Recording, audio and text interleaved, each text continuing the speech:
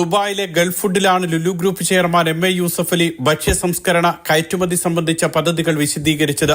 ഓസ്ട്രേലിയയിലെ മെൽബണിൽ ഭക്ഷ്യ സംസ്കരണ കേന്ദ്രം തുടങ്ങുന്നതിനുള്ള കരാറിൽ എം എ യൂസഫ് അലിയും ഓസ്ട്രേലിയൻ ട്രേഡ് കമ്മീഷണർ ടോഡ് മില്ലറും തമ്മിൽ ഒപ്പുവച്ചു.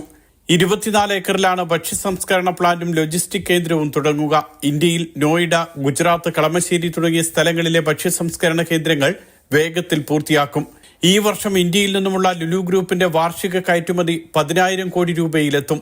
ഇന്ത്യയിൽ നിന്ന് ഞങ്ങളുടെ സ്വന്തം company food processing, meat processing ആ കമ്പനികളൊക്കെ ഉണ്ട്. അപ്പോൾ ഞങ്ങൾ കൊല്ലം 8,000 കോടി രൂപയുടെ എക്സ്പോർട്ട് എത്തും. അടുത്ത കൊല്ലം 10,000.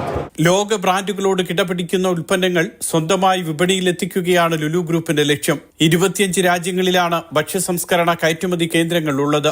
Lulu group executive director M A Ashraf Ali, ഡയറക്ടർമാരായ Muhammad Althaf, M A Saleem, chief operating officer V I Saleem തുടങ്ങിയവരും പങ്കെടുത്തു. Mathrubhumi news, Dubai.